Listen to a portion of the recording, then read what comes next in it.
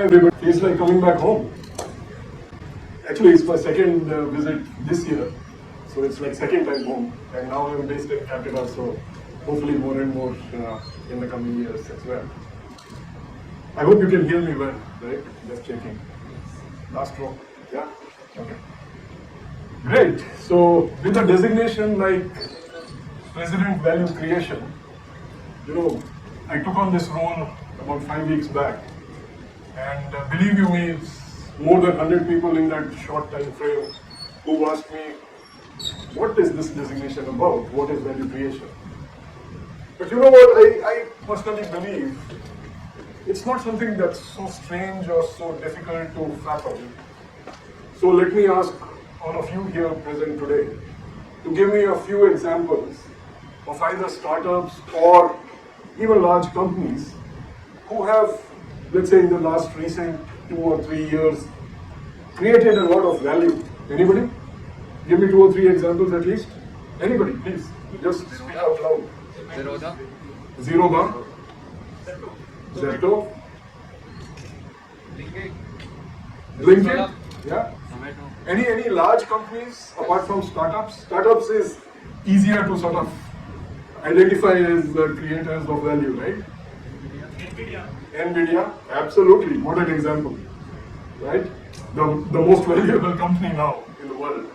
Okay, let's turn the table and come to value destroyers, right? I'm sure you can think of a few, if not too many, people in the last, say, 1 or 2 years who've destroyed value hugely. They probably created a lot of value or perceived value, but then, the downfall was probably even faster, right? Can you give me a few examples of that? Byju's. There you go. What an example. Somebody else? Vodafone Idea. Right. Hopefully they can recover, but yes, that's a good example as well. Any others? Silicon Valley Bank. Very good example. I thought you said Zilingo, but that's another example, right? So, yeah, so I guess that's the point I was trying to prove, QED, that we all intuitively know what value creation is or the lack of it is, right? So let's go further down, give you a definition, right? I mean, that's the minimum you will want from me. So what is value creation? And I'll put it very simply, no major calculations or formula required. It's simply the value of a business today, or value of anything today, versus what you have put into it, into building it over the last several years. If the value today is much more, significantly more than what you put in, then that's value created, right? Pure and simple, right? Very intuitively easy to understand. If you sort of go slightly more technical into formulas, then, as a finance guy, I'll say it's the market value, the enterprise value of something today in the stock markets or outside in the private markets, private equity, etc. versus what is the historical cost, whatever inputs have been over the years, right? And that's, if you just take that ratio, market value divided by the historical value or the book value in a published P&L, in a balance sheet, you can see the book value, and that's simply put what is value creation. If it is more than 1, it is value creation. If it is less than 1, then it is value destruction, right? Now, so with that behind us, the most important question, how do you create value, right? That's the most important question now that we've understood what it is, how do you calculate it, how do you deliver value? And that's the most important. All of you are going to be out in the business world or elsewhere in 1 year or few months, some of you, the second year grads going out, and some of you 1 year later. So how do you create value, right? What are the basic 2 ingredients? And then we'll go into some more detail, but it's basically 2 ingredients. And again, it's simple to understand, right? Number 1 is growth. There are some caveats to that. It has to be organic growth, not without dollops of capital thrown in. So, organic growth, right? And the second is return on invested capital, ROIC, right? Now, why are these 2 important? Because, like Albert Einstein himself said, compounding is the 8th wonder of the world, right? So organic growth, if you can grow at 40%, 50%, even 20%, even 15%. And if you can do that year after year after year after year, that's the compounding I'm talking about. And that's the major and the main ingredient of how you create value. Now you can misinterpret it, and I can tell you some very smart, brilliant minds make that mistake. Oh, inorganic growth is still growth, right? It is not the same thing. Because for inorganic growth, you're paying somebody. Inorganic is basically acquiring somebody else's business. You're paying that person who created that business, who's created that value. You're paying that person upfront. So there's no value creation in that, right? It is only if you can derive synergies from it, then it becomes value creation, right? So that's why organic growth is important, and that too without throwing in all dollops of capital to be able to grow. And the second is return on invested capital. Now, if the valuation creator is the stock market or the private markets that ultimately lead to the stock market, then you have to recognize and realize that the stock market is basically a provider of capital, right? That's all it is. I mean, they will channelize the capital to those who create value the best, and they will pull away the capital from those who are seen to be destroying value. It's as simple as that. So that is why organic growth and ROIC is the simple formula to create value, right? So that's where the theory ends. I'll kind of get to some examples of what I have been able to do in my years of experience, working life, since I moved out from these hallowed halls. And to be honest, I've been very lucky, very fortunate and grateful for that. I've had the opportunity to start new businesses at least 3 times in my working life, right? And I'll talk a little bit more about that. But starting new businesses is one of the basic ways of creating value, right? And coming back to the theme today of redefining normal, the reason why the way I have done it or have been able to do it is because it's not the typical startup way of creating value, right? I mean, in the years when I was studying here, we were not, as an economy, as a country, we were not at a stage where startups were very common and most people went into a job instead of starting up something on your own. So that's the normal, I would say, right? The way I have been able to launch new businesses is redefining that normal, and it is important because launching a startup is or can be very risky, right? There is a huge chance or probability that you can actually destroy value rather than adding value, right? The way I have been able to do that, and I'll share those experiences, is within the overall umbrella of a large company or a conglomerate, you can start new businesses. It gives you the thrill, the creativity kick, as I call it. It gives you that fulfillment of being able to create something new out of thin air, right? And that's what is the real benefit of creating value, right? All the financial things and all those other things follow, right? But that's the real thrill. That's what really all of us seek, I guess. And that is why, it is redefining the normal, because the normal is the startup way. And I just wanted to sort of connect on that. Now on to the examples, right? So my very first role after my very first job.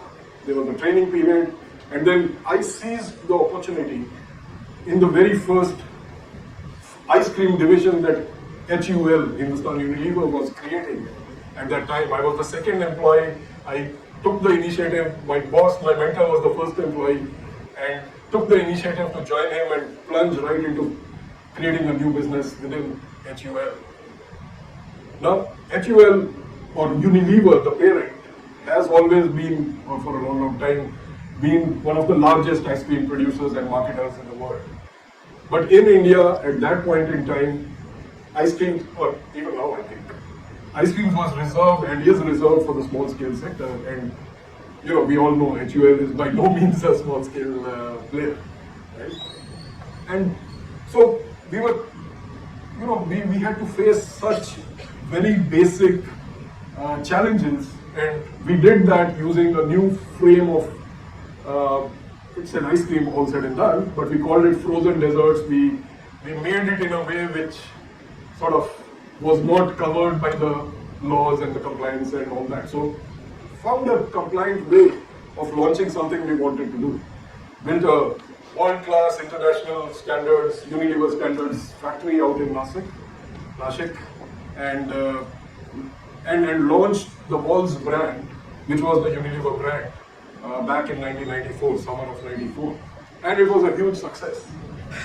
So remember that brand launch and brand is one of the key things which I'll kind of summarize later as well. Building that moat and building that is what is key to building, creating value, right? So that was the first example. Very satisfying. I got my second chance about 8 years back, 2016, when HCL Technologies was looking to, and it was Shiv's vision and Shiv's brainchild, was looking to get into the products business, the platforms business, software, in other words. We called it products and platforms. Now it is being rechristened as HCL Software. So I was part of a three-man team that was kind of pulled together from various things, and we set out to launch this new division, which today is 10% of the overall revenue of the company. And we did it largely inorganically. So what I said before, inorganic growth, right? I've done that, been there, done that. And the thing is, even inorganically, you can create a lot of value, which is what we did ultimately. We started off with something called IP partnerships, intellectual property partnerships, right? It was a very unique and creative way of, for HCL Technologies to get into this new business, leveraging the strengths that we had always had, but also entering into partnership with IBM and several others, leveraging their strengths in the market for software products and so on and so forth. So that's how this whole business was built. And the great news is, 8 years later, or even 3, 4, 5 years later, this was true. We could add a lot of value, not only to HCL Tech and its shareholders, but also to all the customers who are buying those products, the consumers who are using those products every day, the resellers, a lot of whose livelihoods depending on those products, also the employees who came with those products, and pretty much all the stakeholders of business. That was extremely important because life is not only just financial metrics. So on the financial side also we added great value because we invested $3.5 billion. That would be like 30,000 crores in today's currency, right?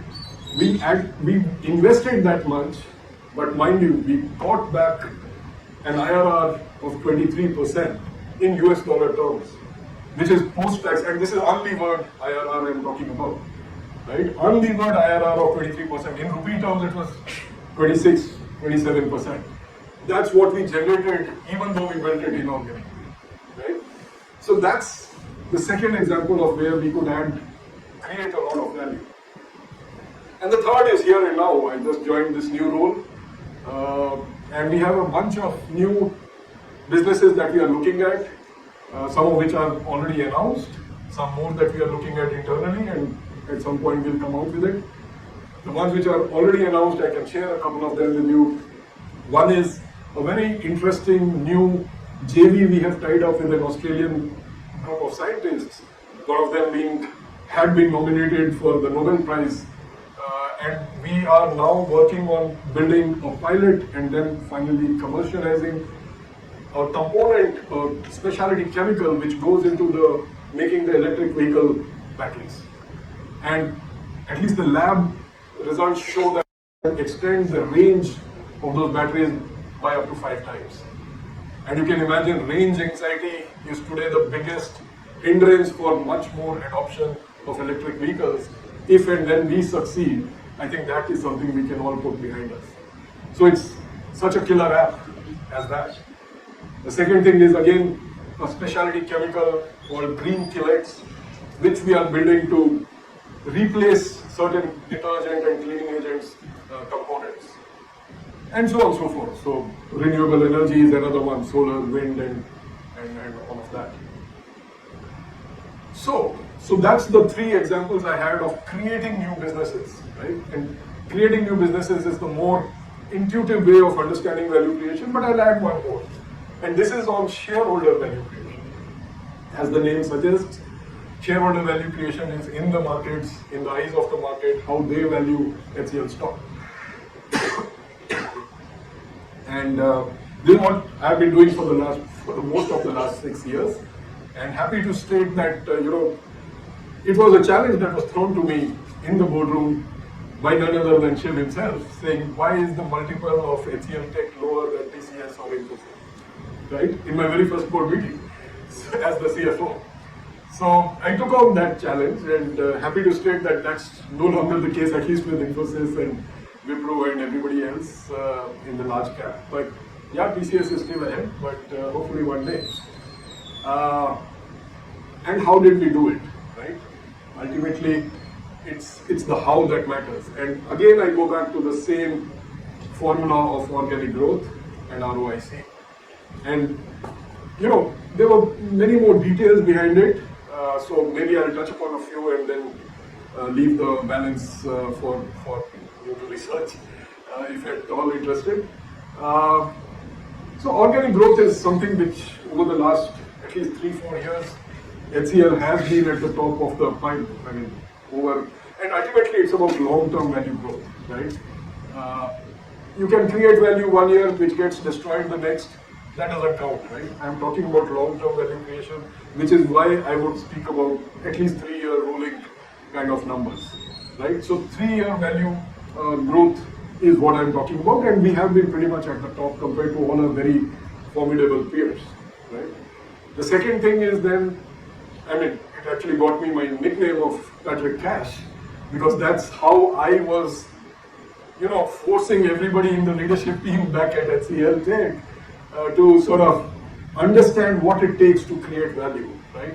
So Prateek Cash is the 1987 Wimbledon champion, and I used his name. His parents must have been financial wizards to name him Prateek Cash, and you'll understand why in a second.